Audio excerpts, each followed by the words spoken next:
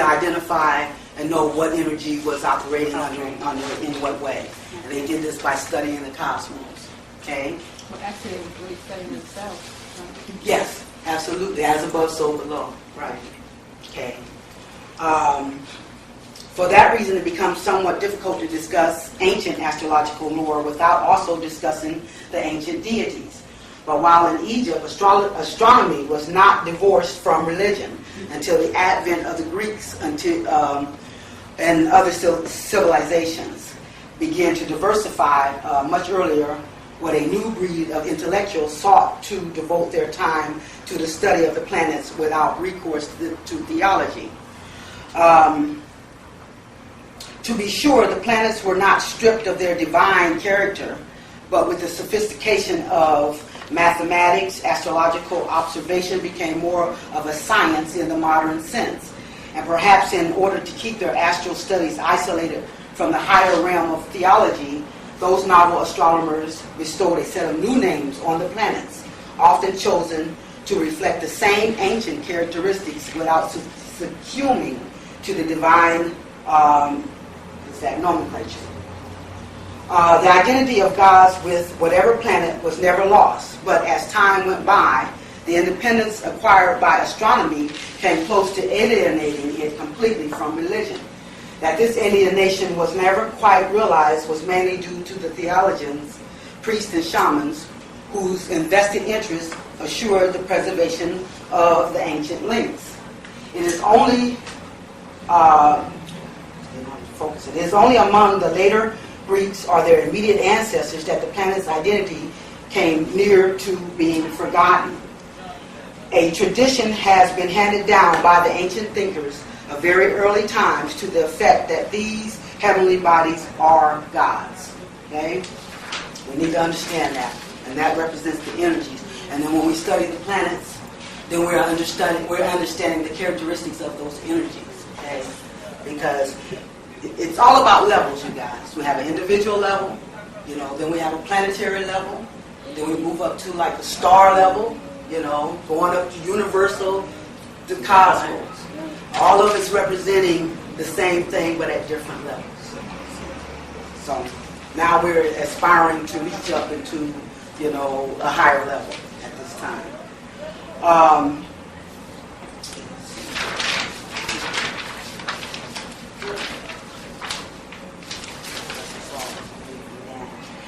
So what I have been doing these past series is making a connection to Saturn.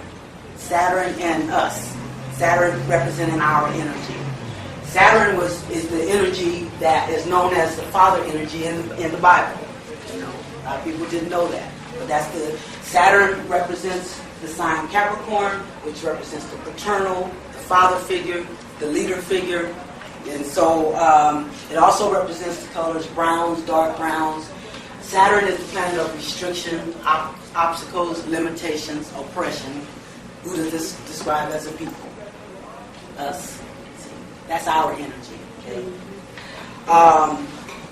This is called the Saturn hypothesis.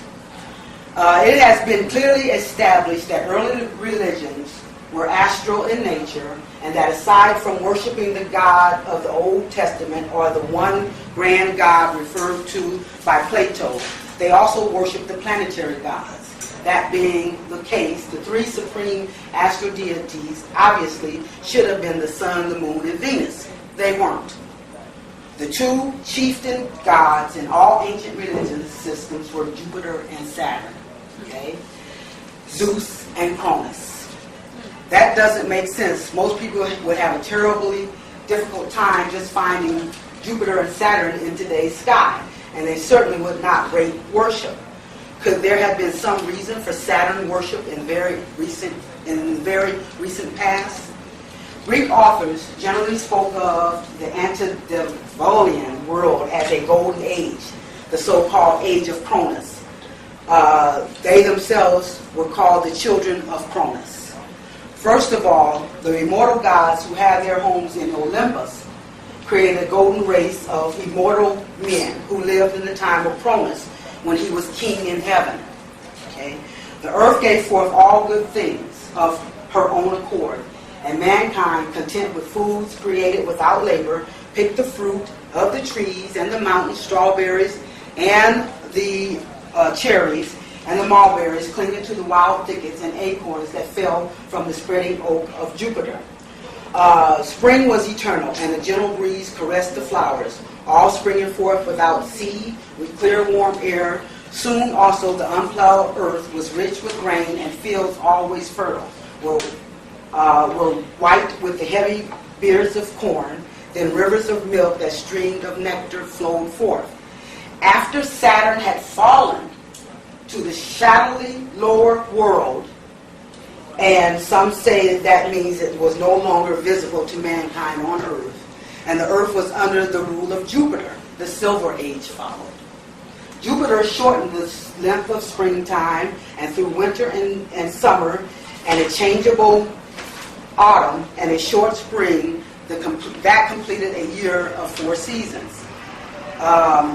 Then, for the first time, the scorched air glowed with parching heat, and ice hung frozen by the winds. Then first mankind lived in houses. Okay, but before that, we had the golden reign of Saturn. When Saturn reigned, then everything. That's when we had our gifts. That's when our ancestors had telepathy. That's when they could communicate with the cosmos, with the animals, with the plants, with each other. We had those gifts when Saturn was at close proximity to the Earth. Okay, but Saturn fell, see, and that represented the fall of man.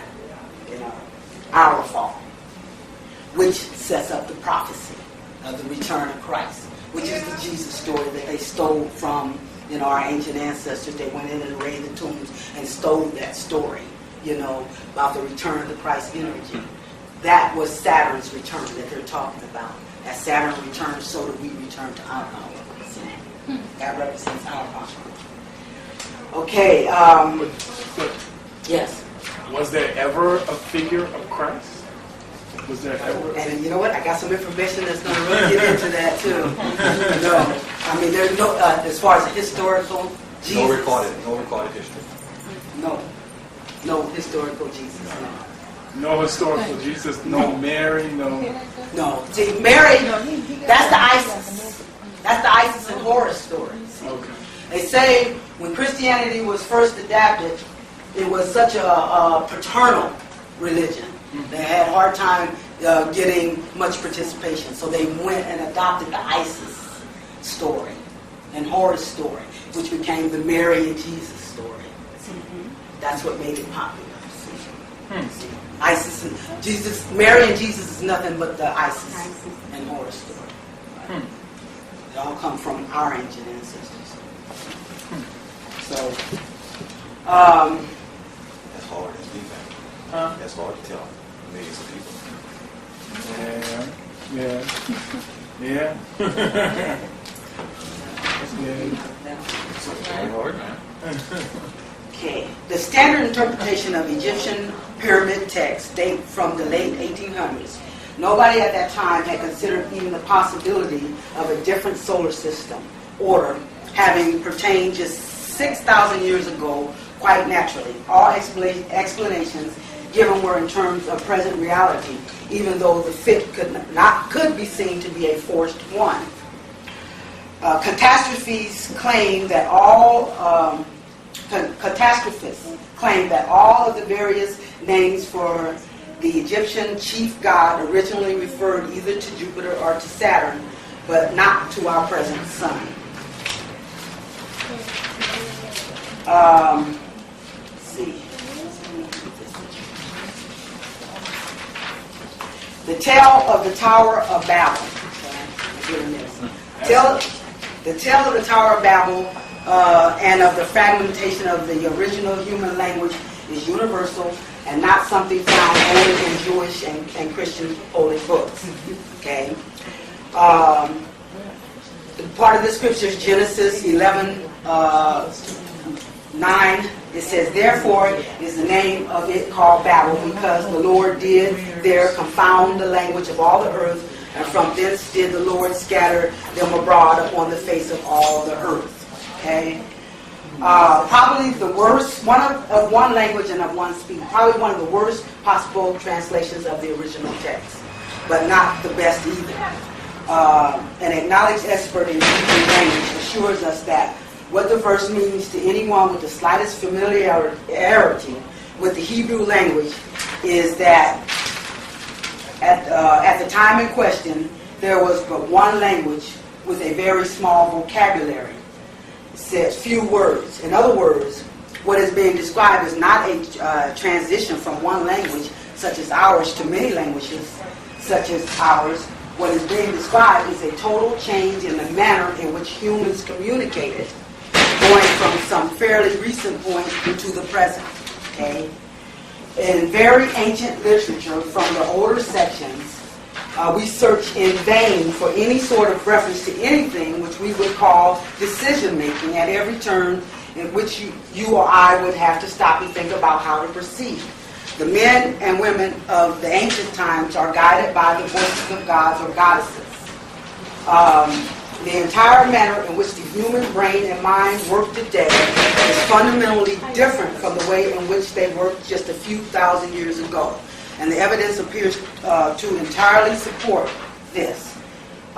In fact, it describes a physics equivalent of a cosmic catastrophe.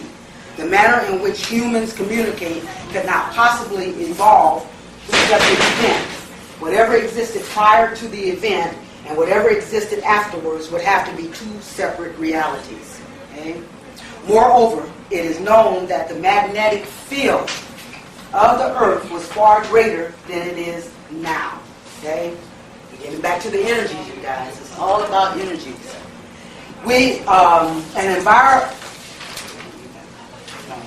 Evidence that humans and other higher animals as well communicated telepathically prior to the flood.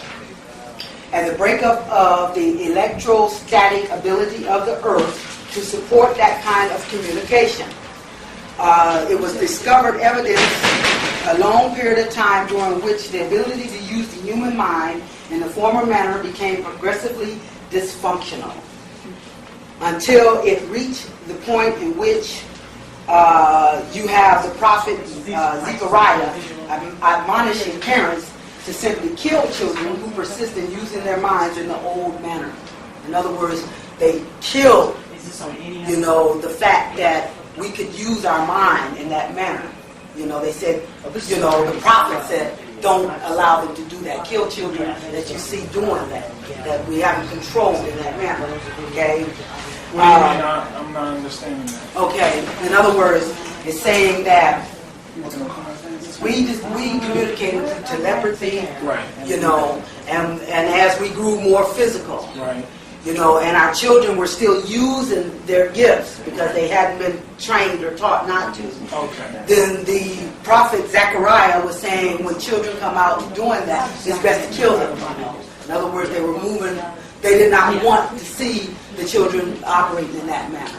Okay? In the true energy. In the true energy, right. In the present day now, what they're doing now with children. Right. They're killing them. Right, they tell them, imaginary playmates and all this kind of stuff.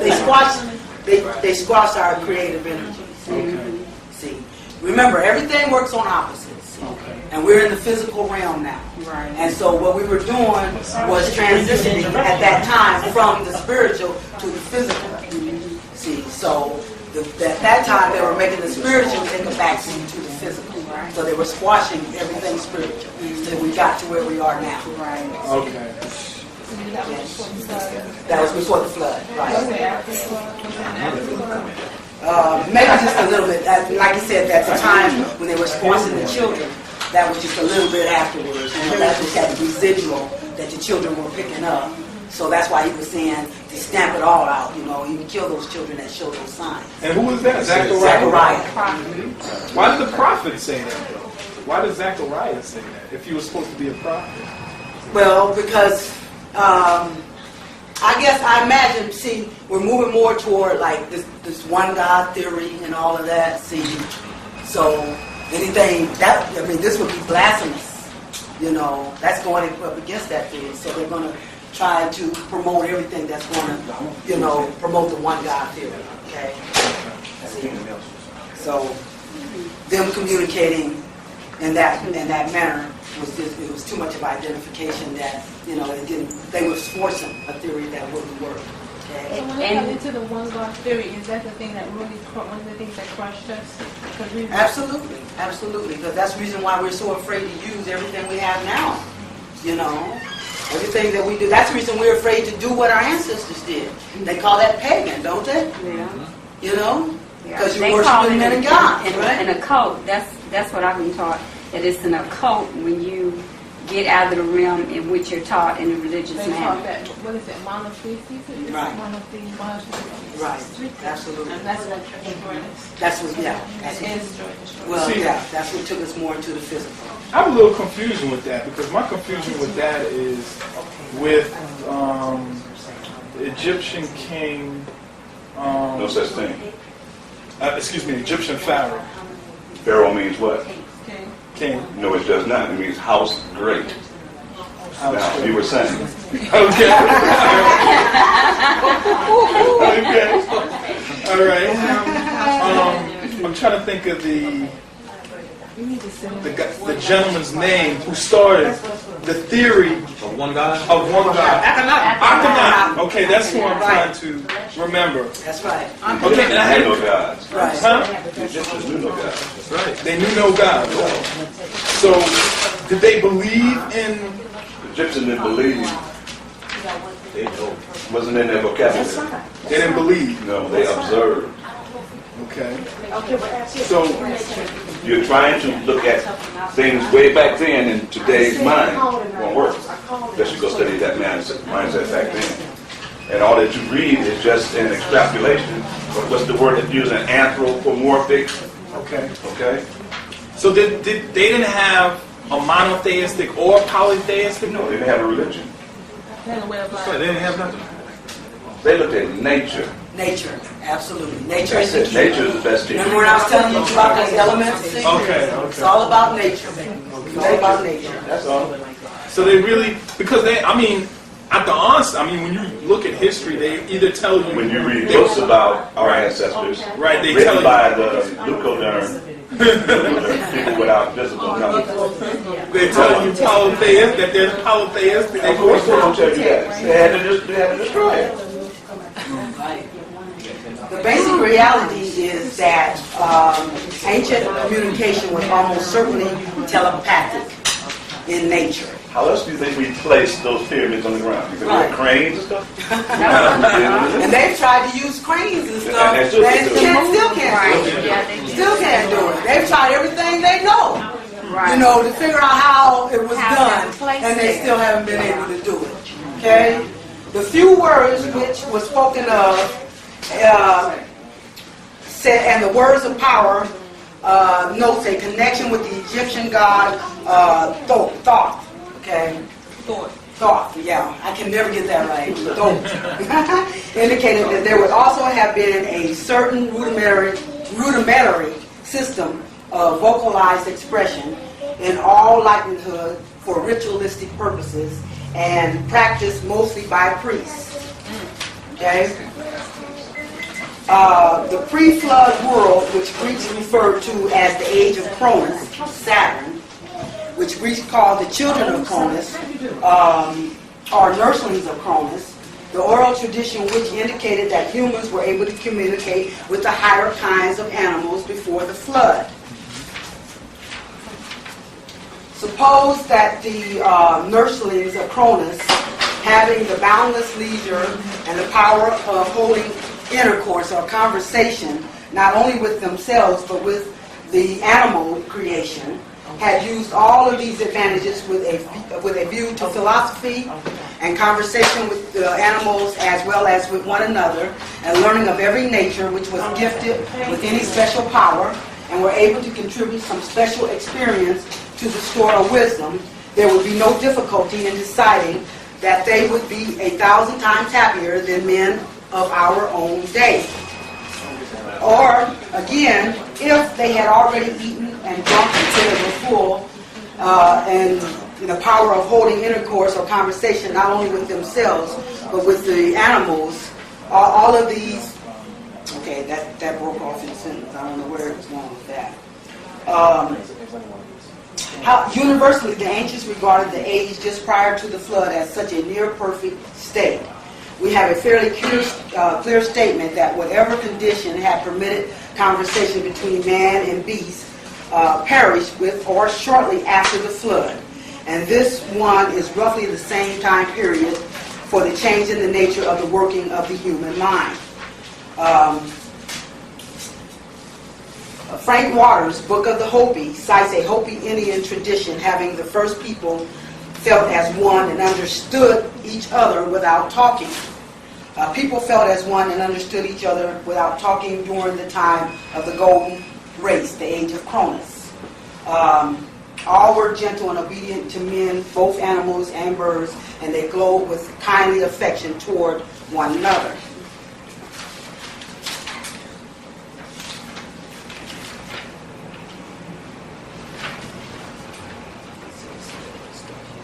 Science teaches us that the phonetic alphabet arose only within the last 5,000 years or so, because only then did man become bright enough to figure the idea out after having lived and spoken for many tens of thousands of years prior. This is a far better explanation than the truth of the explanation, as far as us speaking telepathically rather than taking tens of thousands of years to build up a vocabulary, or just being intelligent enough to do that, see. So that's how they explain it scientifically. This is a 180-degree change in the worldview. This is the reality of the so-called fall of man.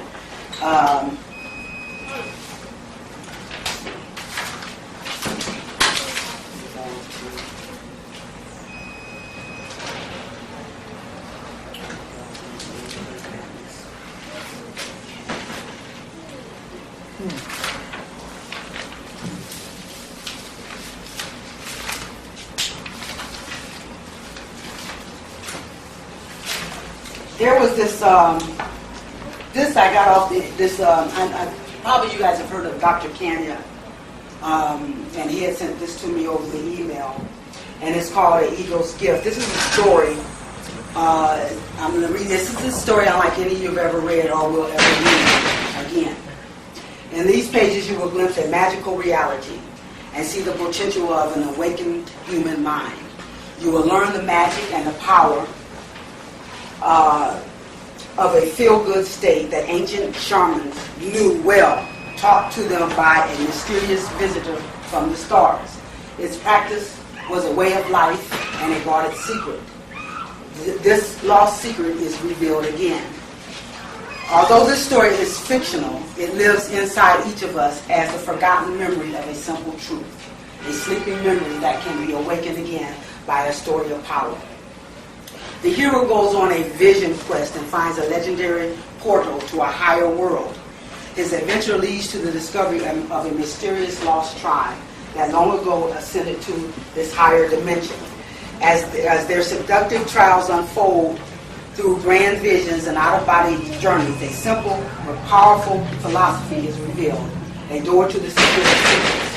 When unlocked and allowed in consciousness, this secret has the power to transmute ordinary life into a playground of joy and discovery, a life of full awareness.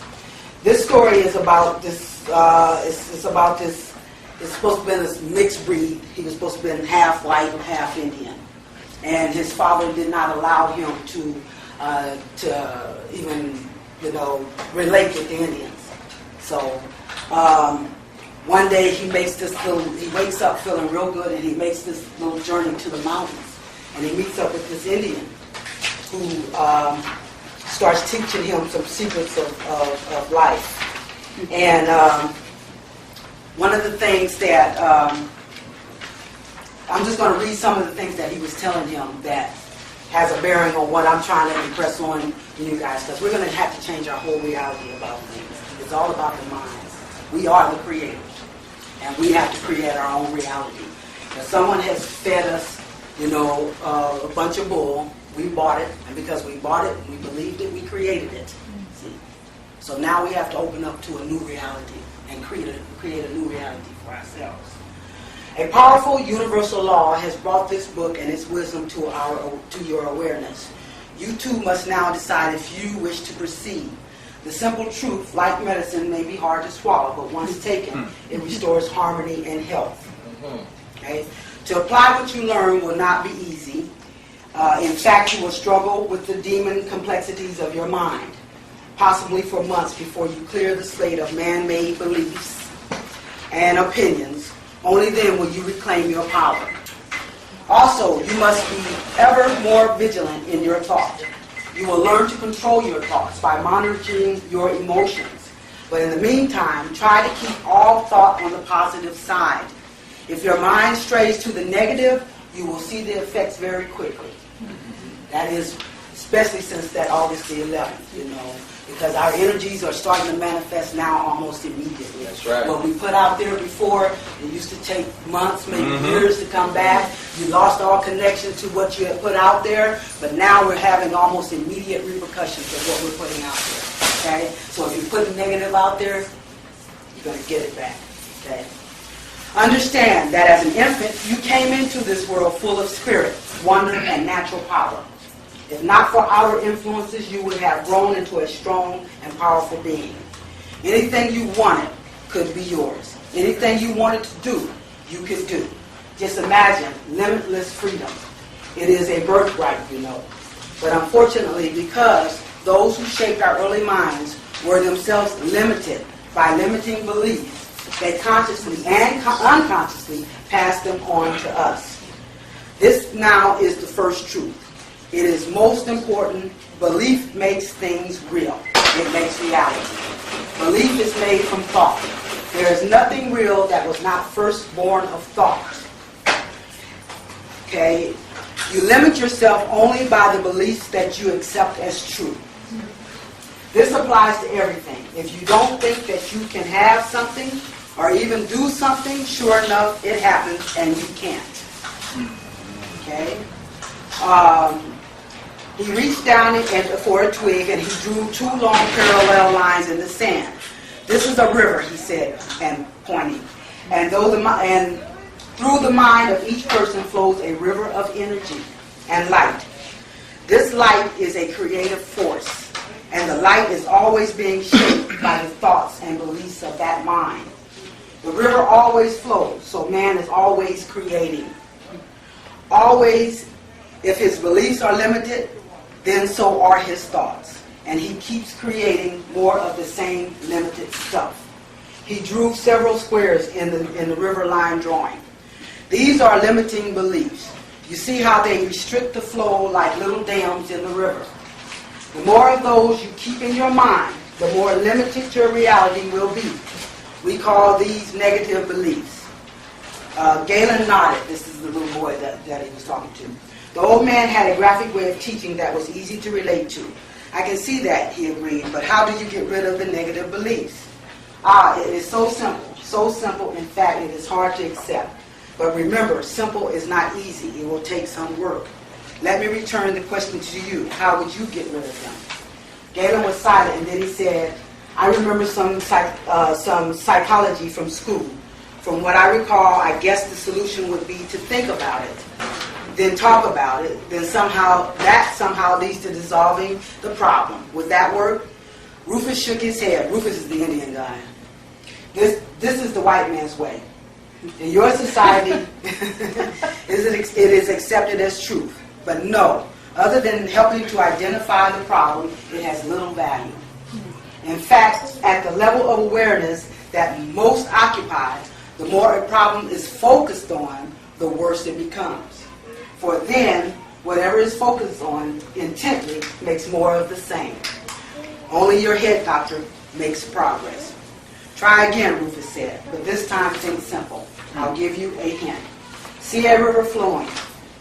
See a busy beaver building a dam, blockage, where the river narrows. As the artist who creates this picture, you control every element and every detail in it. What you paint is what you create. Now, how do you get rid of the dam? Get rid of the beaver? In time, the dam will disappear. In a way, you created the beaver and you made the dam yourself, so the beaver stays. Maybe you could divert his attention from the dam for a while, but beavers would be beavers. I'm sorry, but no. That is only a temporary solution. Try again. The only thing I can think of is to paint a flowing river and wash the dam away. Good, said Rufus. And that is the simple solution to ridding the mind of its negative beliefs. Flood the mind with a greater flow of light, the creative energy, and the blockage will dissolve naturally, disappearing back into the energy that made them. But how would you increase the flow of light and energy? Galen shrugged.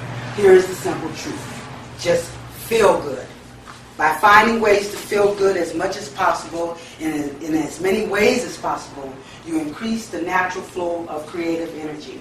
And that floods the dam, taking away the negative beliefs. He saw the light of understanding dawning on Galen's face. All beliefs have a core of emotion at their center. And limiting negative beliefs always grow out of negative emotions, especially fear, guilt, and doubt. These are the three most limiting human emotions, and they cause a majority of human suffering and pain. The natural remedy is to feel good. It raises the level of human vibrations so high it dissolves the very core of negative beliefs. Would you say the three was fear, doubt, And guilt? Yeah. Yes, That's true. that's true. If you believe in your fears, you live them. Yeah. If you believe in your powers, you'll live that also. We haven't learned how to believe in our powers yet, but we're learning. You know, the spirits are not going to have it any other way. Okay, our ancestors aren't going to have it any other way at this point. Okay, because it's time for Mother Earth to become sacred. Everything that happens to you, everything you experience, is what you made all by yourself. No exceptions. Society seems to teach to the contrary, that you are almost powerless to control your life. That, except for hard work and constant struggle, you have little hope of overcoming the tide of misfortune that besets most men. This is only a belief, and because it is accepted as truth by the majority, it is experienced as reality. The simple truth is the opposite, however. You have complete control of your life, and you have the free will to decide what to believe. Once you decide to think for yourself, to believe what you like, the magic of the universe fills your every choice. Okay? Believe that. It is true. Do you know that most people give away their power? The even features of the old man's face became troubled. So many just give away their first power, the power of choice to others, to friends, to families, to their heroes, and to their God. They let those others choose what is best for them without ever consulting their second power, their own feelings. What you feel comes from the soul, the inner being, and it always knows which choices provide the best outcomes. You will learn more of this later, but for now, just understand that influence from other people takes away your personal power. It must be reclaimed. By thinking for yourself and by believing what you feel, to take advice is fine, but only if it feels good to you. Okay, and then as they climb up to the mountain, he tells them, we're entering a portal, he said, a buffer between dimensions. See, and that's what we're actually doing. It is a blend of each without being one or the other. You will still see the physical world, but within the portal, your senses will heighten, consciousness focus easily. You soon discover how very powerful the human mind can be. Whatever you focus on becomes distinct and clear. You will see further, hear better, and feel fully what you put your attention on. It is a place of mystery and magic where the power of the mind rules all. And that's what we're teaching in this series, magic. Because we have it within us. Our ancestors have it. They've been trying to give us that information, but we've been too preoccupied with the physical to pay attention to it, but it's there. And all we have to do is access. We don't believe it. That's why it hasn't happened for us. But We're going to start believing and we're going to start using those powers because, as I said, Saturn represents our energy. And that is the Christ energy that is predicted, that is prophesied to return. That represents us. We are going to return to our power of our ancestors. So, all this is by accessing that spiritual realm that we haven't believed in. When they start making their presence more and more known to us, we're going to start believing. And as we start believing, we're going to start demonstrating our powers here. Yes? So you don't believe that Jesus is going to come back into Israel on a donkey and he's going to represent the coming of a... See, all that is just a metaphor. All that is symbolic, see.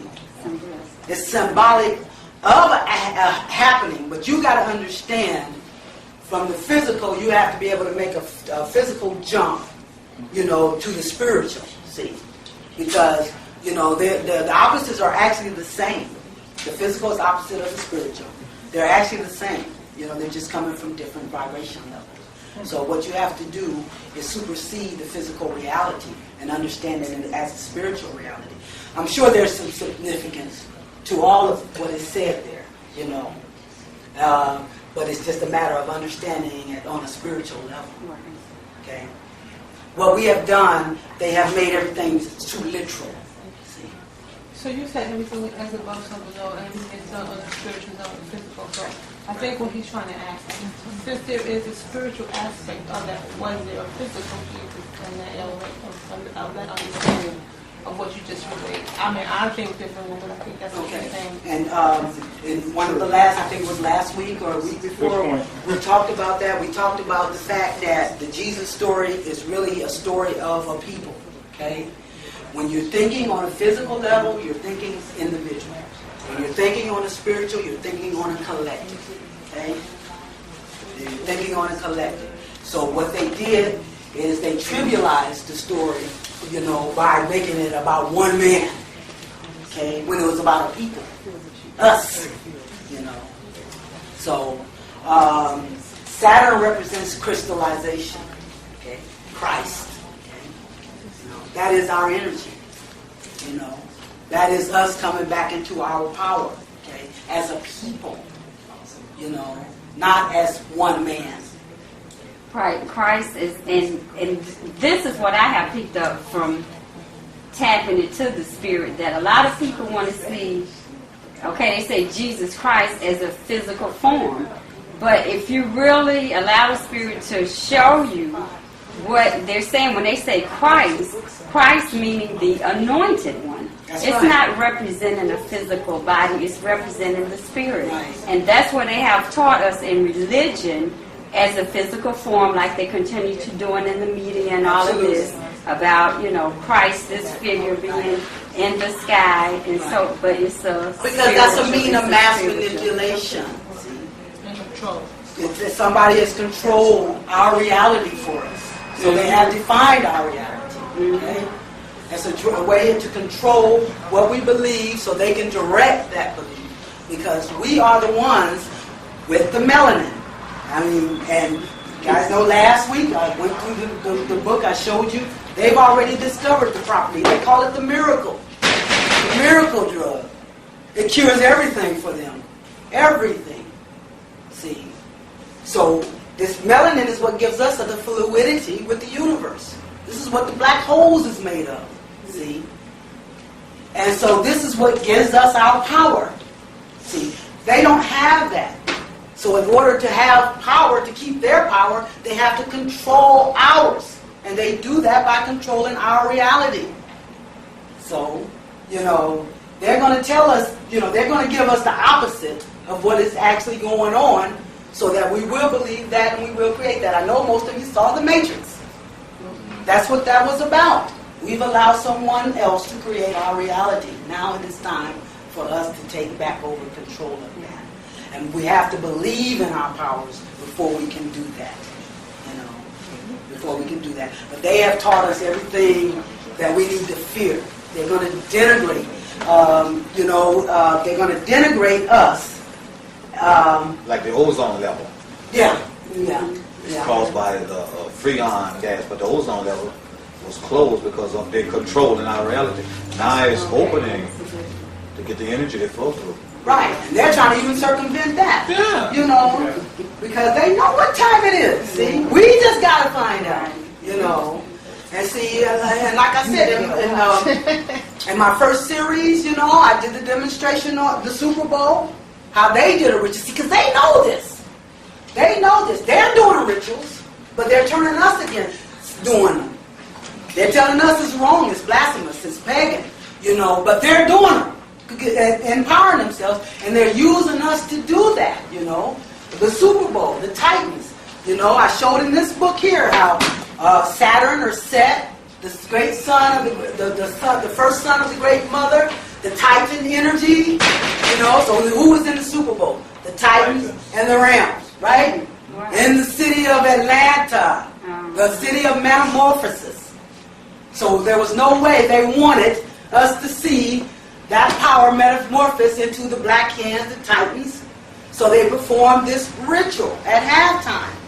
They used all the symbols that we should be using. The Great Mother rising up out of the sea, you know. What was that name? They had the drummers come out with round hats on.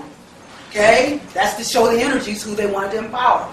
They had Tony Braxton standing up on the what's that, Mandela. You know, which represents the universe. And she's all in this white gown with a dove, you know, let's walk hand in hand through this gate together, because they can't get there without us. Now it's time to walk hand in hand, right? You know, right there. Yeah. So what they did, they empowered the realms. He got 9 awards, and she was bankrupt. Now she got a platinum album. Mm-hmm. You see? So still society playing into yeah, but they're doing the ritual. The Olympics is the biggest ritual there ever was. Yes. Did you realize that? Yeah. But they need us to do this. That's why they brought Muhammad Ali out there as the torch. You know, because they needed the black energy to make it work. See? That's why they had Tony Braxton standing up on that, because they needed that feminine. They got the Great Mother rising up out of the water. They had everything. All the elements represented. They had all the symbolism. Get the tape there. It's one of the, I think it's my second tape. I show the whole ritual, you know, and we point out all those little symbolisms that are ours, that they took from us, that they use, and they're using to empower themselves. And by us participating, we're contributing to our own oppression. You know? But they're blinded. People are so blinded. It's time to wake up. Because with being in Atlanta, I used to live here, and with being here and the twistedness in religion, you know, and not seeing our people progress the way that they should. And a lot of people that's outside of Atlanta in the big cities, and they're thinking that, oh, Atlanta got it together, that, you know, their black businesses own these big buildings. I say, no, it's white. Yeah, right. This is the biggest. I mean, I call Atlanta Armageddon land. Because if you turn Atlanta, you turn the world. Got the deadest people here. You turn Atlanta, you'll turn the world. You know? So many people need focus on in general. Yeah, I mean, you got the deadest people here. The deadest people here. But this is where it's going to make its turn at. Yeah. This is where it's going to make its turn. You know? Because it does represent Atlantis. Yeah. And it is all about the metamorphosis. Okay? See, so it's going to turn here. It's going to turn here. That's why I call it Armageddon land, because we do have some dead. I mean, I come from Omaha, Nebraska. You know, I come here, I was like, you know, things, you know, I just, I was like, oh boy, you know, this is going to be hard. So, what I've been trying to express throughout, number one, our ancestors saw, you know, they didn't worship deities or gods. They identified. They observed. But see, I still have a problem with that. The problem that I'm having, like, I was getting back to Akhenaten, right? They persecuted this man because he believed in the sun, Aten. he called it Aten. And they persecuted him. Well, from what I read, the culture, the Egyptian culture, persecuted him, and they tore down all of his structures and got rid of his city simply because he believed in one God. So my confusion is it that the Egyptians believed in all the deities before his religion, or did they believe? I'm confused with what they really believed in. You know, it's hard for me to express what they believed in, you know. But as Emiola was saying, nature was the key here, okay? But the thing is that they identified these energies, okay? And that's how they personified. They became personified as deities or gods, in other words. So that's why they tore him down? That's right, because he was leading us very quickly to where we are now. You understand? They knew better during that time. When he came out with this one God thing, you know, okay, that would have been, why are we where we are now? Because we believing in this one God thing, see? You understand? So they knew better. There was more people that knew better at that time than know better now. We buy it now. They didn't buy it then. And they knew that was like an infection, something that could create the reality we're living now. For the one God. Yeah, that one God. It could create for the next successor to Akhenaten. And on and on and on. So that's why I had to get rid of that. They had to get rid of that. That's really blasphemous, you know? If you can turn it around, if you can look at the opposite, that would have been what was blasphemous. You know, to try to limit the cosmos to just one God. You know? But just one entity. Just one entity, yeah. Come on. That can't reproduce. Yeah. So, okay, so this is what I'm learning today, is that, okay, the belief system that, okay, I have been taught in believing in the one God, He. Right. Okay? Right. The one God, He, which I was brought up on, is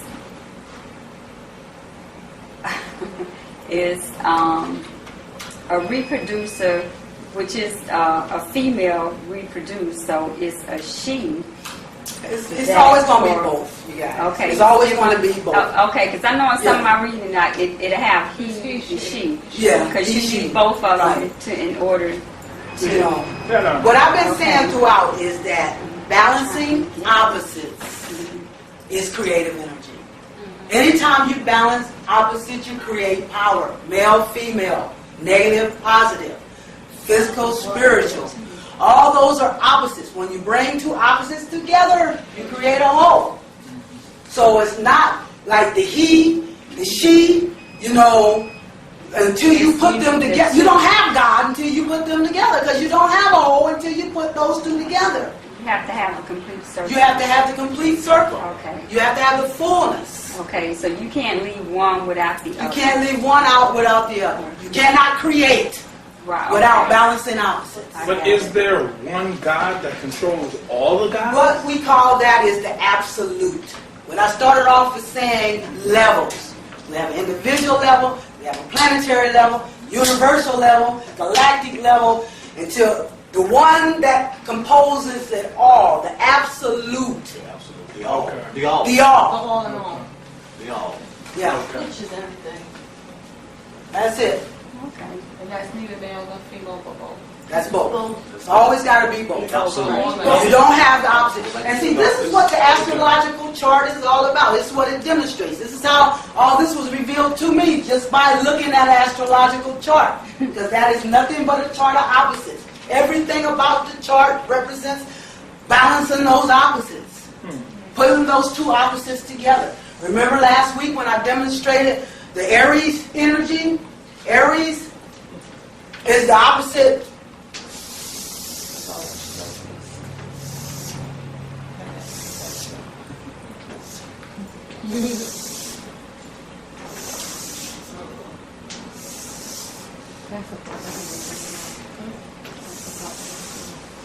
Okay, this is the horizon line. This is astrological chart. Okay, that circle, the cycle, you know, the sacred circle, eternity. Okay? This represents the fullness. Of course, these are all the 12 signs. This is the first house. Y'all know we've been through this. This is all elementary. You know, the first series, the second series.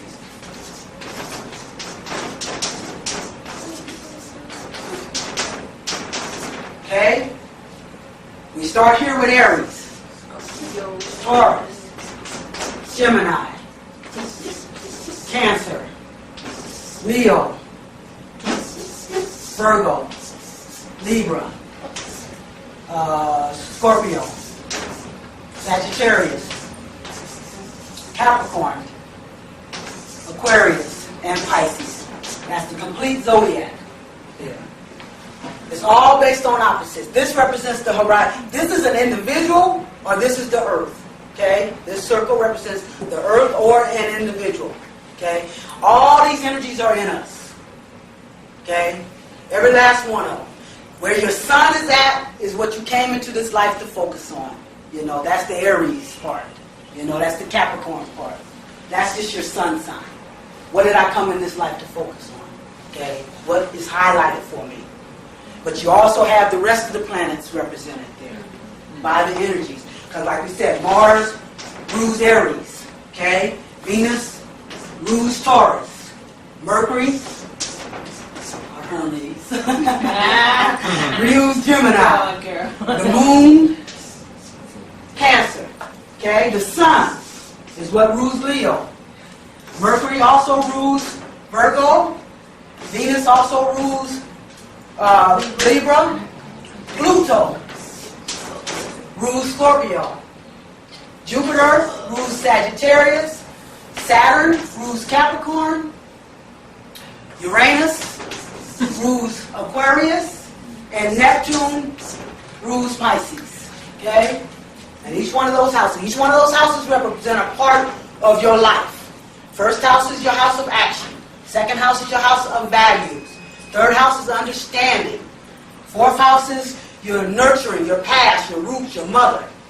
Your fifth house is your creative energy, your children, your pleasures, your passions in life. Sixth house is your health, healing. Seventh house is your partnerships. Eighth house, bonding. Ninth house, expansion. 10th house is your community or your public. 11th house represents your friends, your groups, your aspirations, and the 12th house is your subconscious. Okay? But every sign has an opposite sign. And I did this demonstration last week. Aries, okay, Mars is the planet that indicates war. Now why I gotta be war? That's what the ancestors identified that planet as, demonstrating that energy. Okay? Okay. And then the sign Aries is the warrior, which rules your the house of personal actions. Actions. You take actions. Okay? Now, the opposite sign of Aries, come on class, Scorpio. Libra. Yeah, that's what they say. Libra. Okay? Libra, okay, is the sign of peace. Opposites. War and peace. Right? Now, suppose we just use our Aries energy. We run around here fighting and beating up everybody, aren't we? You know. If we purely operated on our Aries energy, we run around here fighting all the time. Okay? But in order to balance and create a whole, you bring it to its opposite, the warrior for peace. The warrior for justice. See? It's only full when you use it with its opposite. Balance. Okay? It's all about balance. Same token, if you're too peaceful, you won't stand up for yourself. So you have to bring in your warrior energy. And all of them operate under those principles. All of them operate like that. Everything is about balance and opposite. This is the horizon line. Above the horizon line is your public life. Whatever you find there indicates what's going on publicly for you. Whatever you find below your horizon line is what's going on instinctually. Whatever's on this eastern horizon, on the eastern, that's personal. Whatever on this side is social. And all the signs are going to demonstrate that. They're going to demonstrate that. It's all about balance and becoming full and whole. Because like I told you guys before, Mother Earth is trying to become a sacred planet. In order to become sacred, you have to be full and whole. If you leave one of these principles out, you're an aberrant entity. You're going up against the grain of the laws of the universe, which is the laws of righteousness. See? So that's what's happening. That's why the earth is going through this degradation. It's leaving out too many of those principles. It's an aberrant entity. It has to be sacred, it has to be full, it has to be whole before it becomes a part of the universal scheme, which is the laws of the universe, which is the laws of righteousness. See? And as each individual brings about their fullness, they're contributing to the fullness of the earth. See? Mother Earth is in the process of becoming a sacred planet. And we have to help that along. Because the spirit has to have a physical vehicle to operate through. And it's becoming a spiritual vehicle because us are interchangeable. Like as we become whole, that creates the earth to be whole, or as the earth becomes whole, that creates us to be whole? Or is it a That's a good question. Oh, okay. As above, so below. It's happening both ways, okay? There's been an influx because as I've been teaching in my class, this is what we call the fixed cross. You have different, okay, the fixed signs of the zodiac are Taurus, opposite Scorpio, and Leo, opposite Aquarius. Those are the 4 fixed signs of the zodiac. Okay. What do you mean fixed? As in what? Fixed is, okay, we have 3 crosses. You have your mutable cross. These are the signs, these are the ones that have flexibility. They adapt. Okay, gotcha. They adapt. Right. Then you have fixed signs, they're inflexible, you know. Then you have the cardinal signs, which are the leader signs. Okay. That's where we're trying to reach to the cardinal level. See, I had some material I was going to read today called the Cardinal Cross. See? Okay. And but the fixed cross is where we do our reversal. See, we've been on this mass rotation, the physical rotation. On August the 11th, 1999, all the planets were lined up in the 4 fixed signs of the zodiac.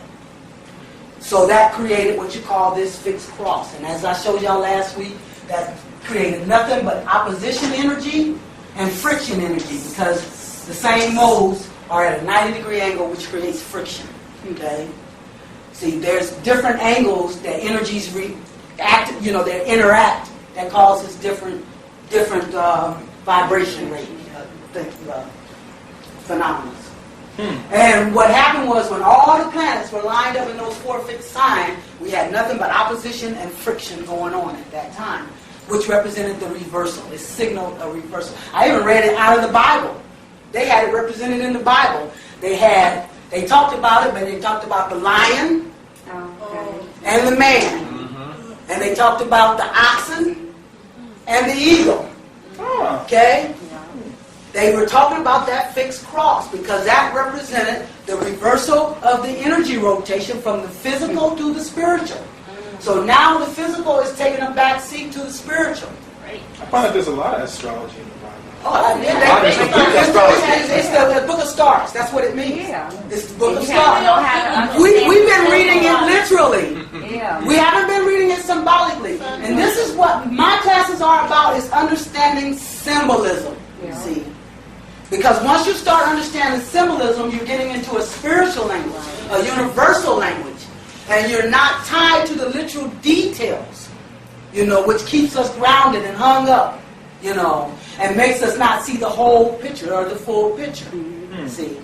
So once you start understanding symbolic meaning, you won't be able to look in that Bible without seeing, a whole new message. I mean, it's like you've never even read it before. Because you've been reading a little storybook, a little children's story. That's true. You know what I'm saying? It's time to grow up now. Energy says it's time to grow up. Our ancestors are coming back, and that's that prophesized, Christ energy. That's returning. Like I said, Saturn represents the crystallization. And Saturn, Christ, crystallization. And I keep going back to Saturn. I know you new students, y'all don't understand what I'm talking about, but I built this up, You know, I did a 7-week course before this, and this is the 4th one of this. And I have shown you that Saturn, our ancestors looked at it as the chief deity. That's why I read that paper about how we had telepathy. We had all our gifts when Saturn was at its close proximity to the Earth. Saturn is actually the creative energy of the Earth. It's the father energy spoken of in the Bible.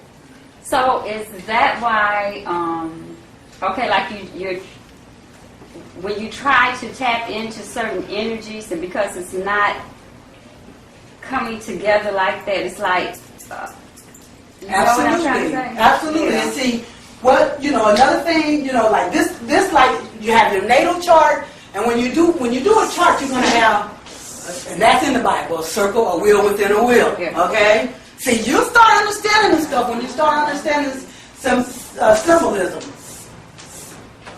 That's nothing but an astrological chart. This represents your natal chart, who I am. And the outer one represents the transit planets, what's going on in the sky today. And as they circle, they're interacting with your internal planets or energies and causing certain angles, causing certain vibrations to happen, see. In other words, if I'm too focused on my warrior energy, a transit planet will come around and activate that peaceful side, make me deal with that. Like I said, whatever your sun is in is what you're focusing on. Okay? I'm a Capricorn. So I come into this life to focus on, that's the administrator, you know. So, you know, if I'm so focused on administrating, that's what I'm going to focus on. That's what I'm going to deal with most. So I'm going to be naturally comfortable dealing with. But I have to become full and whole. So I can't just deal with my Capricorn energy. I have to deal with all this energy in me in order to become full and whole. So the first thing you want to look at, the maximum way to balance yourself is to look at the opposite, which is Cancer. See? And see, Capricorn is an earth sign, Cancer is a water sign. Capricorn is going to be practical, so Cancer is going to be emotional. So if I'm sitting up here being too practical, I have to pull in my Cancer energy so I can be more emotional, and vice versa. See? But that's how you balance, you know. And then there's other angles, you know. There's what we talked about last week. There's sextiles when they're at a 60-degree angle. That's excitement between the two planets. Say again? There's a 60-degree angle where, say, you know, one of these, like I said, say my son is sitting right here. Uh-huh. And that's in, let's say that's in Virgo. Okay? If one of the transit planets come around and it gets into the sign of Taurus, say Neptune represents spirituality or deception. Okay. And it gets into Taurus, those are two earth signs. They're at a 60-degree angle. So what happens? That means there's excitement going on between those two planets. You know, they're at an angle that creates excitement. So, like I said, Neptune represents spirituality, and then your sun represents what you are at heart. So, in other words, it's saying that there's some spiritual issues that's causing some excitement with what I feel at heart. Oh, okay. Because they're operating at an angle that creates excitement. What if your Neptune and your sun are conjunct? What is that? Yeah, they're locked together. That means it's like they're walking hand in hand, doing the same thing, feeling the same thing. You're in sync. Okay. You're in sync. You're in tune with one another. Both of them are in the first house. In the first house? Yeah. Wow. What if you just... Oh, go ahead. Going back to what you were saying about Saturn, how does that relate to, as it says in the Bible, let us make man? Do you know what I'm saying? You were Say again, I saying- didn't hear the question. Yeah. You know, you were saying that Saturn was our father. Mm-hmm. It's the father. It's the father, Mhm. principle. Or, Right, father principle. So trying to understand the Bible in a different outlook, how would that coincide with the Bible said, let us make man in our own image, using the Saturn principle or okay. understanding? Is that It's like, okay, well, yeah, you know, it's the same as we keep saying, as above, so below. Okay? We're talking about planetary energy that's going to make, we represent the energy. So we're trying to bring Saturn back into our lives, right? Yes. So how does that relate in terms of let us make man? And See, Saturn, okay, everybody knows Saturn gets the bad name. A new look at the old devil. You know, it's the one, ooh, you hate Saturn. When you see astrologers see Saturn affecting something, you know you're going to be restricted, you're going to be limited, you're going to be... Actually, what it's representing is the alchemical process. Alchemy, okay? Alchemy is turning what is base into what is gold, or what is physical into what is spiritual, okay? It's a process. It's a process that you have to... We're under a ray. The earth is under a ray called harmony through conflict. In other words, you bring out the best by meeting your challenges. And that's what Saturn... Wherever you see Saturn in your chart, that's your life challenge. So That's basically, it'd be like a war going on. It's trying to purge. It's like a good thing. It's trying to purge out those things that, you know, it's going to challenge you in an area that you need to purge out of, that you need to come to some awakening. It's going to challenge you so that you can overcome. And once you build your muscles by overcoming where you're challenged at, that opens up, you know, that opens up for you. But Yeah. is that going to be a whole Saturn experience for the whole planet, or just individual? For us as melanated people, Collective. Okay. as collective melanated At the people. same time, or it's all going to be just different times for each of us? No, it's, it's all, it's According to affecting. who in tune? Yeah, that's right. It's how Okay. you tune into. Yeah. You know, it's what you tune into. It's how you use those energies. Right. How you learn how to identify those energies and use it to your best advantages. You know, you'll understand that when Saturn is creating a challenge somewhere in your life, then you have to figure out, you know, why that challenge is going on a spiritual level, Right. and understand how to balance that energy. You know, how to make it work in a creative way. But if it's in your natal chart, you will have to be, if your Saturn is in, let's say Mercury, Virgo, will you have to deal with that Saturn or that challenge for the rest of your Oh, no, no. life, because it has to be your Saturn return, challenge in your chart? You know what I'm Yeah, saying? no, it's just, okay, see. If Saturn is in your house of Gemini, Okay, I hear you. This is the first sign of the zodiac, Aries, right? Okay, Aries represents new beginnings. Okay, Pisces represents completion. So what happens? Everything is cycles. It's all about cycles. Okay. So what's going to happen is, say Mars starts going around and challenging. You know, and that's the aggressive energy. Okay. So it comes around.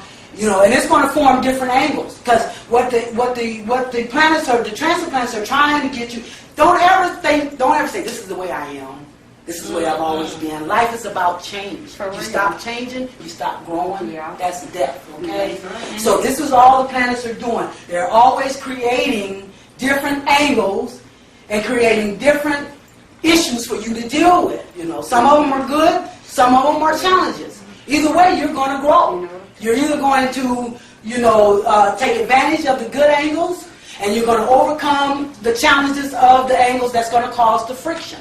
And as it makes it cycle, it's going to form those different angles, causing you to grow. And as it comes around to Pisces, it's going to complete a cycle.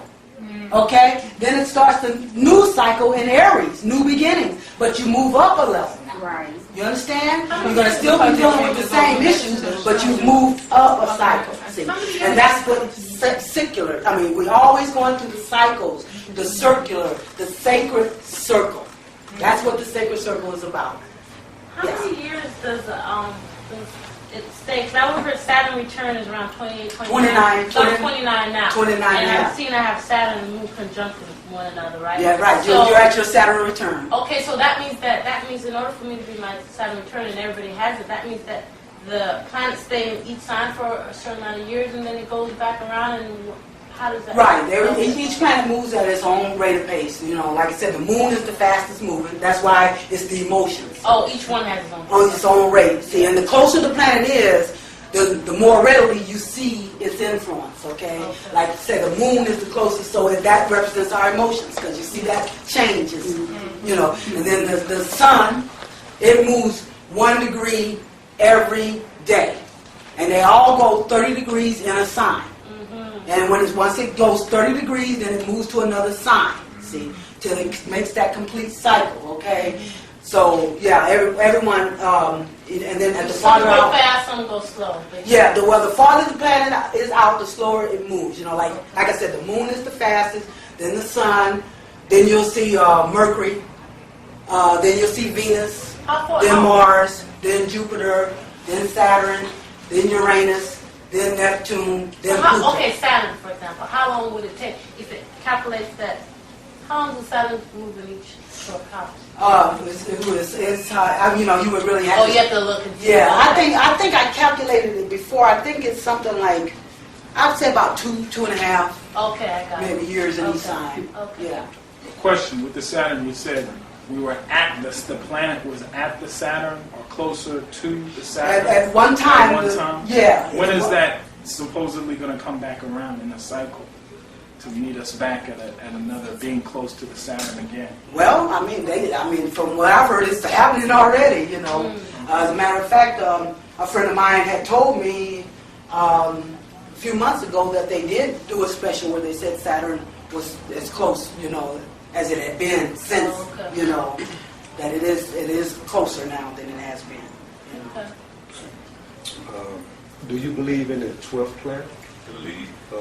Well, do you know of a... I've heard of it, yeah. I've heard of it, sure. I mean, you know. what about planet 8? I'm sorry. I'm moving into my eldership, so. So what's the opposite of Pisces? Pisces, Virgo. Virgo, and what does Virgo mean? Virgo represents the health. It represents service. It's the worker sign. It's the one that's always meticulous about details, you know, every little detail. Whereas Pisces represents the subconscious. In other words, it obscures the details, you know. It's like, you know, it's the dreamland, you know. It's Neptune rules it, which is spirituality or deception, you know. Anything that's obscured, anything that's unclear, you know, that's probably that's Neptune or Pisces influence.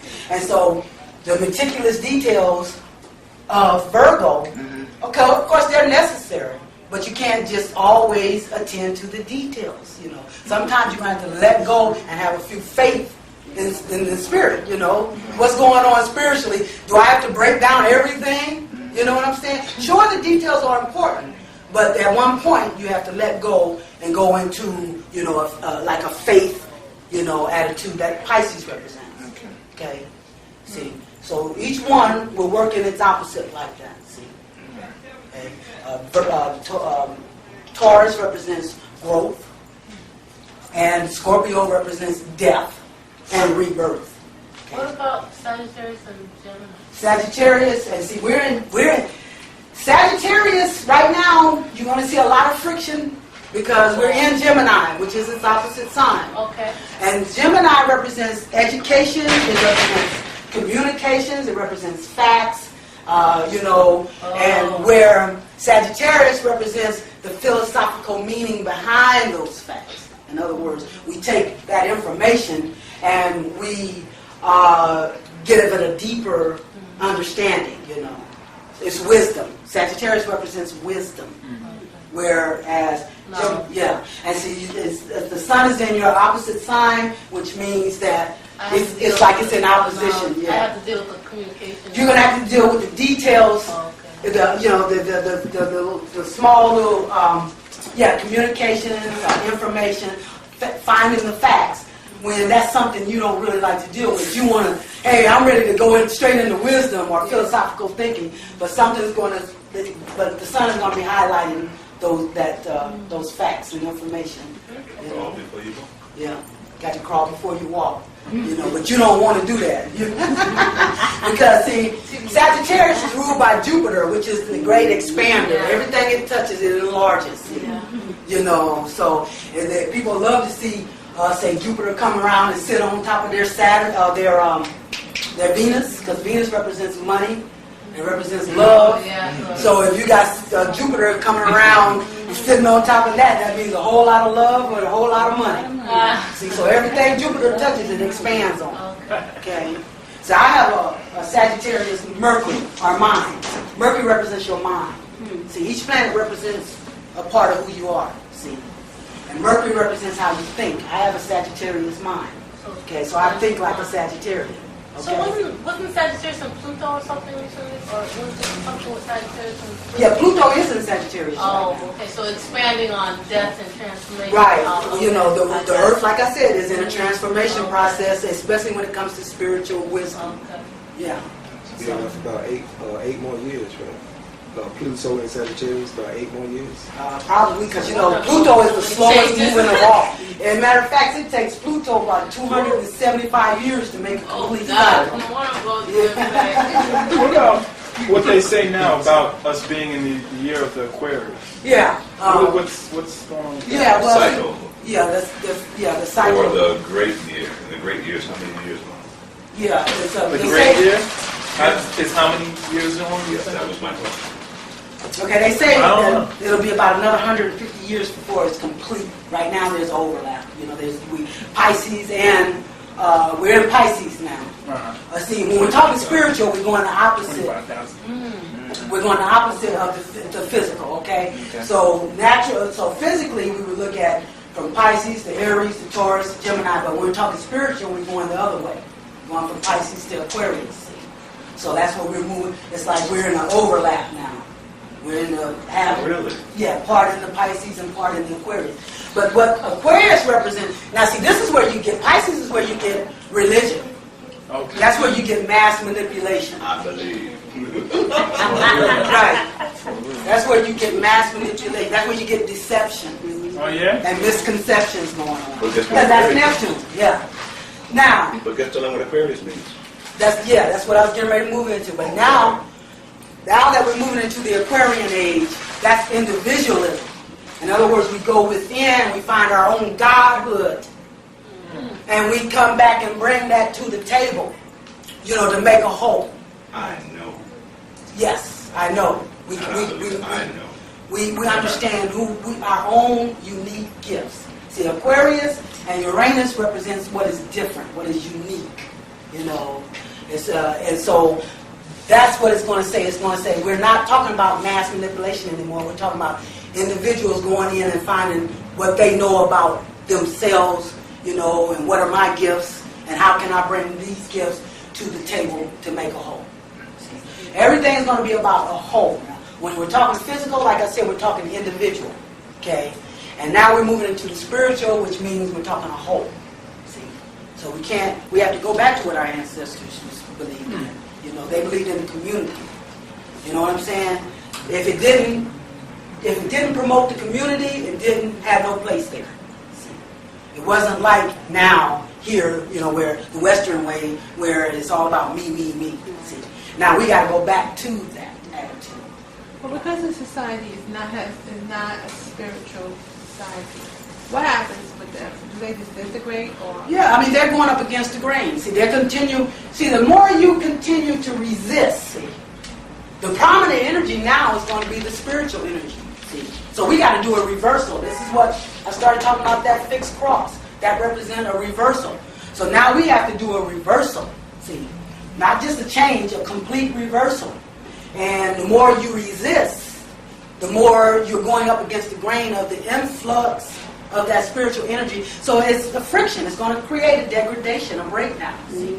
That's what you're seeing with the weather phenomena. That's the elements, getting back to nature.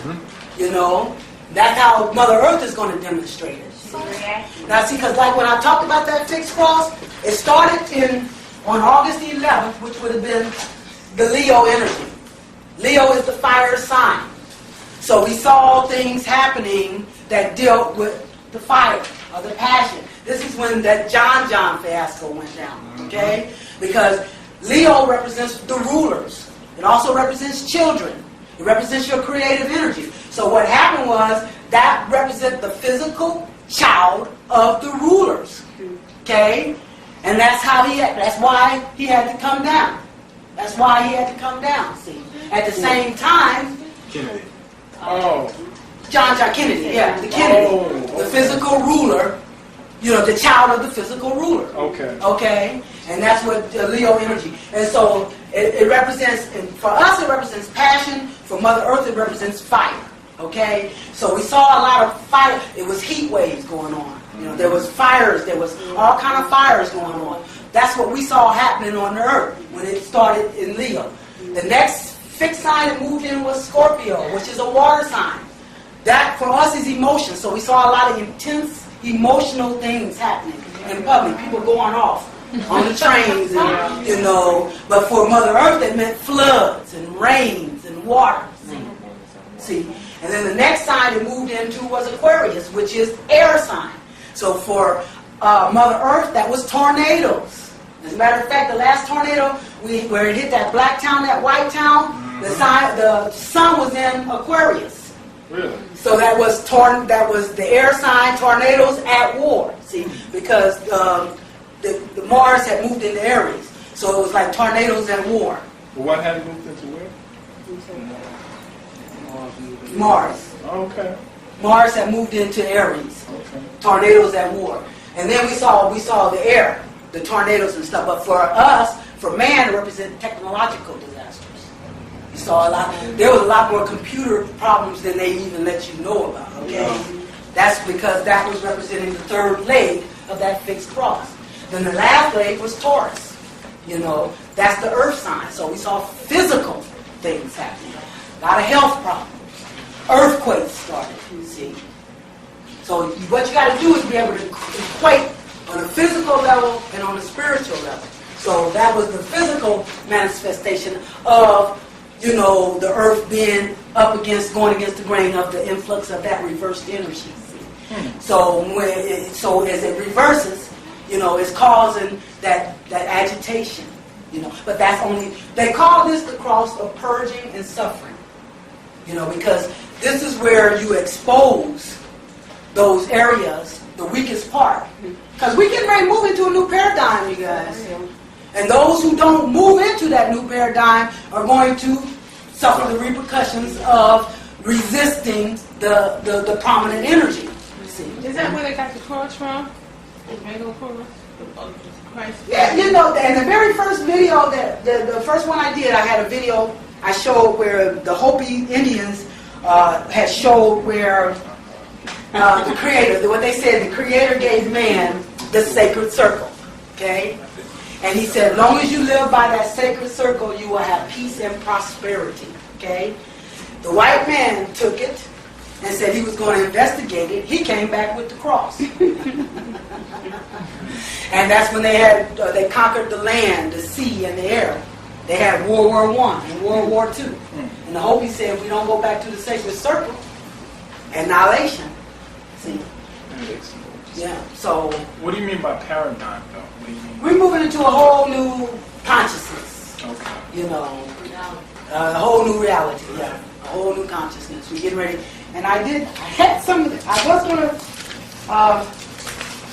but I guess I did have some material here that was talking about that too, where he was talking about, let me see if I can find that. The dolphins are becoming more prominent now. Oh, and I was just reading some stuff about the dolphins Do you remember the too. dolphins? Oh, here it is. This is called the Leading Edge Interview with whoever, Oh, I got that. Fourth dimension is upon us. Okay? And he says we're moving into a whole new, it said, I feel everything is a dream. It says, do you feel that our society is going to crumble fast, or can the coming fourth dimensional shift be smooth? He says, I feel everything is a dream. It's all light, and it's what we think it is, whether we're conscious of it or unconscious of it. If we come together in our hearts enough, we can change the dream and lessen the violence and pain that could happen during the transition. If we were completely together as a planet in love, this transition would be one of great beauty. It would be one of the most beautiful things you ever imagined. So this whole paper is about us moving into a whole new paradigm or new dimension. Is it online? Yes, it probably is. Yes, online. I see it, yeah. Let me see what it says here. HTTP www.spirit, I can hardly read that, spiritweb.org backslash, look how small that is. Backslash spirit, fourth dimension, hyphen, what's his name? Melchizedek? Melchizedek, okay? .htm. He's been in a lot of studies in that. Yeah. The fourth dimension is up on it. So he talks about that. We are moving into a whole new paradigm. And we got to be ready for it, because if we're not, we're going to go down with the ship. See, we're going to go down with the ship. Okay, focus on that. And see, all this is coming back. This is here, this magazine, African Magic. See, Manhattan style. I was going to read this to you. This guy is actually doing his rituals. He's actually, he's got the attention because he's doing a lot of rituals, and they just can't, they're going into different portals and all, All this stuff is opening up to us now, like it never has before. We are seeing more, I know you're hearing people talking about spirits more. You're hearing more, you're seeing more, you're feeling more, It's been there all the time, but we've been preoccupied with the physical. But the spirit now say, okay, I'm not going to be ignored anymore. If you ignore me, you're going to pay the price, Because this is what's bringing now. But this is our forte. This is where we empower ourselves at. The white man is the material king. Yeah. We're the spiritual kings. So we're moving into our power now. All we have to do is recognize it, believe in it, and access it. This was supposed to be about setting up our altars today.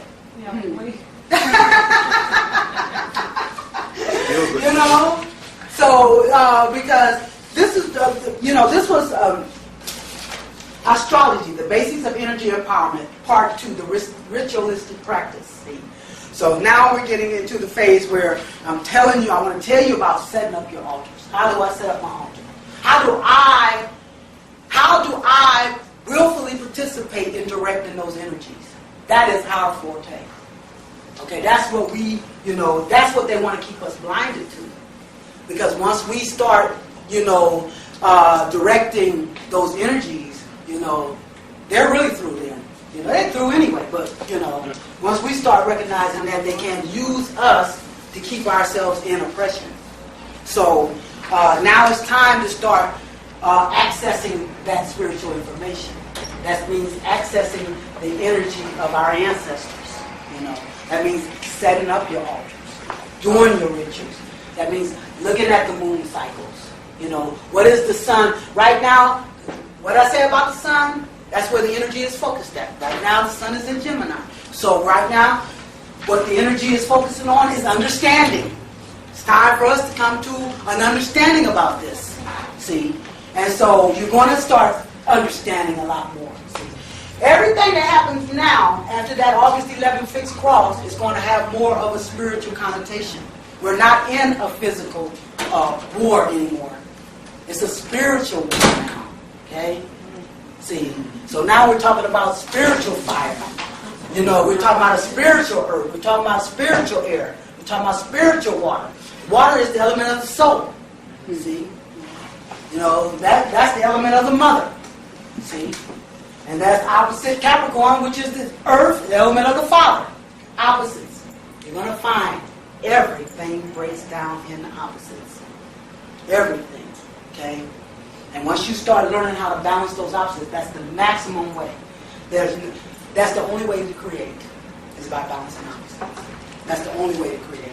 And only we have the power to do that, because we're physical beings with spiritual access. And that's because we have the melanin. See, how do I set up my altar? Okay, I'll go ahead and get into that. I'll get into that. Let me see. Page 52.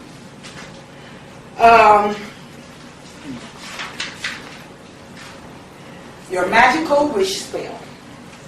Now that you have gone, now that we have gone over all the elements, we will go over them all together. When you are putting together your spells, you might want to use these pages as a checklist to be sure you have not forgotten anything before you begin. Okay, like we were talking about elements, air. Number one, air. Incense. Okay, so you know for your altar you're going to need air, incense. That will represent the air. Incense with a scent corresponding to the purpose of your ritual. Okay, and that's why I've been identifying the planets and the energies and what they represent, the signs and the energies what they represent, because now that you know air, what's the air signs? Gemini, Libra, and Aquarius. So when you know what applies to those signs, then you know what element to activate for whatever your purpose is. See? If I want to come to some understanding, then I'm going to use the candle that corresponds with the color that represents air. I'm going to make sure that that the sun is in an air sign, preferably Gemini if you want to really understand some things. If you want to get some equality and partnership, then you'll go to Libra. If you want to get some evolutionary changes, you'll go to Aquarius. And you'll use that energy. You'll focus on that energy when you're doing your ritual. Okay? What about Aries? Aries is fire. So when you try That's to do red. You want to and wear the colors.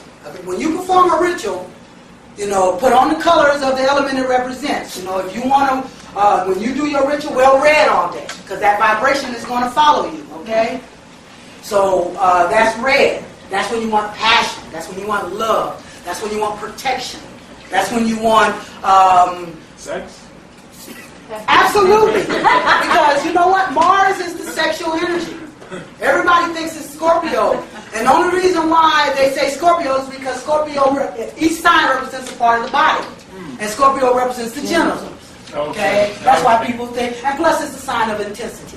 And anything you do with intensity, it's a water sign, so emotional intensity. Okay, I got So, but the real sex sign is Aries, because it's ruled by the sexual planet Mars. Mars represents your oomph in life. It also represents your sexual energy. And the planet and the sign that represents that is Aries. So you're absolutely right. If you want better sex, or if you want to do something with, then But I feel like a lot of sexual energy, but a lot of spiritual energy too. How do you see, Aries is the manifestation. It's the first manifestation of this book, Esoteric Astrology, Alice Bailey. Okay, it fascinated me when I read about the Aries energy, because it really identified. It's actually the manifestation, the first manifestation of. Let's see. Here it is, Aries. Strictly speaking, let me see if I can find a spot that's. Okay, it says Aries is one of the constellations of it's a cardinal sign, which means it's a leader sign. Okay, this is the cross of God the Father, and therefore of the incarnating monad, M-O-N-A-D. It is an expression of will or power as it expresses itself through the great creative process. See? So it's just the first manifestation of that creation or creative energy. That's what it is. No, what I need is my magnifying glass. That's what that is. That website is spiritweb.org, and then you get to log in from there, and it's a free login to sign up for, so you can't use that whole big long. That whole big long, okay. Right, so you go to spiritweb.org, and you got to work your way through. Oh, okay. Okay. Thank you. Yeah, and get it because it's some good information on that. Okay. And I don't have any. I have copies of some of the other stuff here though, and I got a whole big old thing on Aries, as a matter of fact. But so then we go back to putting up that altar. Okay, we're talking about the incense, which represents the air element. Okay. Mm-hmm. And then the next one and then it says incense with a scent corresponding to the purpose of your ritual. A holder for the stick incense, or a bowl of sand for charcoal and powdered incense. Okay, so I'm just giving you some items for your altar. Okay, and with whatever element is represented. Then fire You know, that's the candles. Okay? On your altar, you normally want to use like 3 candles. Okay? 3 candles, astrologically oriented for you or the person for whom you are doing the spell. Colored candle representing the purpose of the spell. A white guardian candle as larger than the other 2. A holder for the candles, matches or lighter. Okay? These are the objects that you want to have gathered around your altar. Okay? And then for water, blessing oil for blessing your table surface, oil for dressing the candles, astrological and magical purpose, bath, crystals, or oils. Okay? That represents water. Me, I have 2 basins of water on mine, sitting on 2 sides, representing balance. Okay? And you can do what you call an ancestral altar, because my mother and my father had passed over. So I use items that belong to them. I have some goblets that belong to my mother, to hold my water. That's what you call an ancestral. And then I have a candle holder that belonged to my father on my altar. Okay, because I have an altar, and I've had it for years, and the Spirit had told me one day to set up an altar. Absolutely. So with what I have on mine is like 2 little small lanterns with the oil, and I have the red oil in it. And so I thought that was interesting when you were saying the water. Right. And when you do things and you don't have the full understanding. So now that I'm listening to you, now you're getting some understanding. But see, you're doing good because you're listening to your spirit, see, and that's the best guide of all. All I can do is give you the tools, but your spirit is going to guide you. Right. It's going to be the one that you have to listen to, okay? And it will tell. I've had my spirit literally almost pull me in there to do a ritual. I'm like, what? And it's not till I'm in there doing it that I understand why I'm doing it. Right. See? But and they'll start getting frisky. You'll start, the more you use your altar, the more you'll start acknowledging those spirits. They'll be making their presence known. So don't get afraid. It's not anything to be afraid of. It's just accessing that information, that energy. I have an altar, and I have incense and water. I have water and oil in the water. Okay. Different types of oils that I put in the water. Mm-hmm. And I have pictures. Wonderful. See, it's all about. And I have dolls representing ideas. Okay. See. Your spirit, each one, just like I said about Aquarius, we got to find our own individual path. Religion, that's where it's making this mistake. It's trying to tell a group of people how to be spiritual. And that's something your own spirit has to tell you. It will do that. And see, it's been doing that all the time. But like I told them, I went to the store, my spirit, I was walking out and said, get some light bulbs. Nah, I ain't getting no light bulbs. I'm not going back and getting no light. Sure enough, I walk in the house, all my lights blew out. The ones that are permanent wouldn't come on, okay? So things like that happen. Your first instinct, your first, that's your spirit. Usually, if it's not emotional, say I lost some money and I'm feeling all down and out. That's emotion, or I got some money and I'm feeling all good. That's emotion. But if you just feel good, and there's no reason, no apparent reason, that's your spirit. If you just feel funny about something, and there's no apparent reason, that's your spirit. Listen. We would avoid a lot of problems if we'd have listened to our spirit, But we don't know how to differentiate between our emotions and our spirit. And this is what this is all about, learning how to tell the difference. But aren't they somehow, in some way, in some shape, linked together in some capacity? Not if you're not using it in a spiritual sense. See? Remember, there's a duality always going on. So if you're using your emotions, But aren't you feeling a spirituality within yourself, and isn't your spirituality a part of what you're feeling? If that's what you are feeling, if it's a spiritual thing, it could be a desire. Okay. That's an emotion that is not a spiritual thing. Okay? That's a feeling. So that is our trick, is to learn how to understand when is it our emotions saying something and when is it our spirit is saying something. Because yes, they do operate, like I just said, fire, for Mother Earth, passion for us. You know, you got to learn how to understand how to make that jump from what is physical and what is spiritual. See, when am I using a spiritual fire and when am I using a physical fire? You understand? You know, you may feel passion, you know, for, like I said, passion for the sex you're talking about, you know. But then again, you may feel passion to help be a peacemaker. Then you know you're using it spiritually because you're using it with its opposite, see. Making it whole, complete. It's not spiritual unless it's whole. See. Anytime you use anything in fragments, then it's not, then it's a physical thing. So that could be a test. I had some sex that's been spiritually uplifting, though. Absolutely. That's one of the main ways of accessing that realm. It is.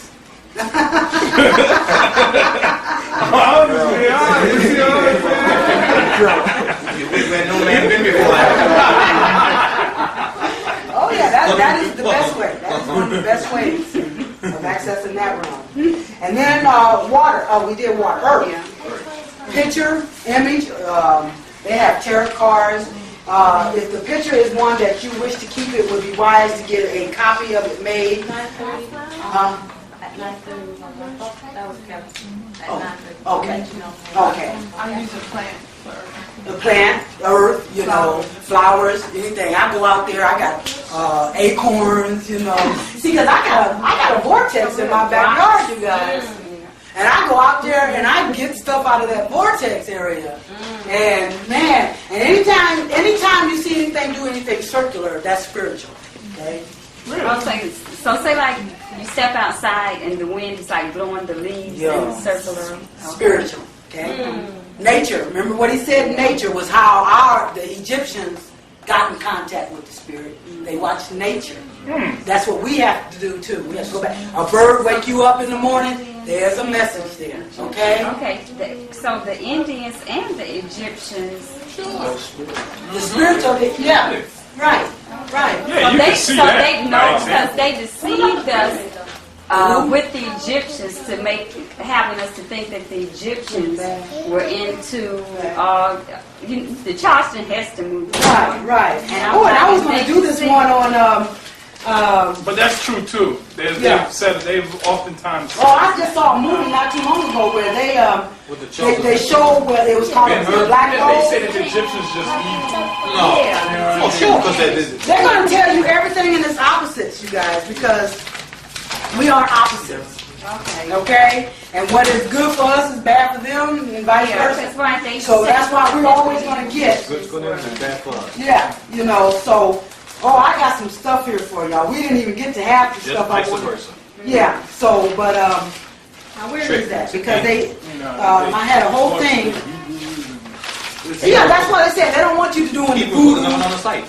And they're doing it. They're doing these things. I put one Jew in his face. They're taking what our ancestors gave to And us. using it. Told us that it was wrong. Right. That we were casting spells. That's But right. in actuality, we're doing spiritual rituals Right. to get in contact. And in the with meantime, they're using the hell out of They're it. using the hell out. They're working those Basements things. of their house. They're working it, you know. And the problem is, they don't even have the power without us. We have to participate with them in order for them to be able to do it. And, you know, they don't have any power. We are the watchdog. This is what I was going to read you about, we're talking about the Indians. Let me start off. We are the Aborigines, the dark-skinned, bushy-haired original inhabitants, the so-called North and South America. We have been referred to as the pre-Columbian civilization, the prehistoric, mound builders, all of this certified. It says the Washita, and we are the Imperial Washita Nation of mound builders, Moors, akin to the Moors of the Northwest Africa. The Moors built the highly advanced geometric earthworks and sacred burial mounds found all over this continent. Okay, the Wachita and Tunica families carry the imperial bloodline. After the American came into our land, these names were altered to Washington and Turner. They also changed the spelling of Washita to Yeah, Ouachita, a European misnomer that retains the pronunciation of the original name. Several derivatives of Ouachita appear, such as Wichita, Kansas. The term Ouachita has come to mean ancient ones, or the black man, okay? Clearly printed as the original maps of the Spanish land grants, the river named Rio Negro, River of the Blacks, is simultaneously labeled Rio Achua, River of the Ouachita. Okay, we built the first pyramids on the earth to align the planet. Our people built great civilizations all over the world, including Asia and the said North and South America. In fact, the largest stone pyramid in the world is not found in Egypt, but in China. Okay, its four sides were painted red, yellow, and green and black. These are the same colors of the Imperial Ouachita flag. It is a well-kept secret that the Midwest America, the heartland, where I come from, was once occupied by a highly civilized pyramid mound building culture. The Ouachita Moors are the remnants of those glorious people. The word pyramid is derived from the Greek term pyra, for fire, and mid, for center. In the center of the Ouachita flag is a pyramid mound that has had its four sides peeled open. From the base of this pyramid mound shines a bright yellow color like the light of the burning sun, Ra, the corn, and the fountain of youth. Okay? On April 5th, 1909, front page headline of the Phoenix Gazette newspaper featured the report from a recently discovered Egyptian city found in a vaulted chamber nearly a mile deep within the caves of the Grand Canyon. Although the Smithsonian Institute would try to totally deny this well-documented fact, it carried out an extensive excavation of this site and others that tie the ancient people of this place and pyramid to the great civilizations along the Nile, the Niger, the Mississippi, the Amazon. The civilization that built this citadel in the Grand Canyon can be directly traced to the time of Ramses and the Valley of the Kings on the west bank of the Nile. Okay? Even today, certain areas of the Grand Canyon possess Egyptian and Oriental names such as the Temple of Horus, Isis, Osiris, and Buddha. Okay? Understand, you guys, or overstand, you guys. It says research research thousands of years before the arrival of any Asian migrants or barbarian invaders. The so-called red population of the Western Hemisphere are our honored brothers and sisters who emerged from the empire. The names Blackfoot, Tar Heels are examples of lucrative attempts to hide the true identity of our people. Other names used to divide indigenous people are Creeks, Cherokees, Hopi, all the names, the Moors, the Mohawks, Navajo. We are indigenous, not Indians. By accepting the false label Indian, the origin of some of our people was psychologically removed from this land into India. Okay? Today, most so-called African Americans can trace some lineage to an often misunderstood and misplaced Indian ancestry or European bloodline. Most people who consider themselves white Americans can recall the stories in their own family closets that ties them to a colored ancestry. We are all a result of the indigenous people mixing with the Asians and the Europeans who arrived much later. The world dare not discuss Professor John Henry Clark's observation of the European imperialist policy of conquer by bastardization. This so-called for the genocide of all the men, then bastardizing the race by raping the defenseless women. We have seen this most recently with the Bostonian atrocities of ethnic cleansing.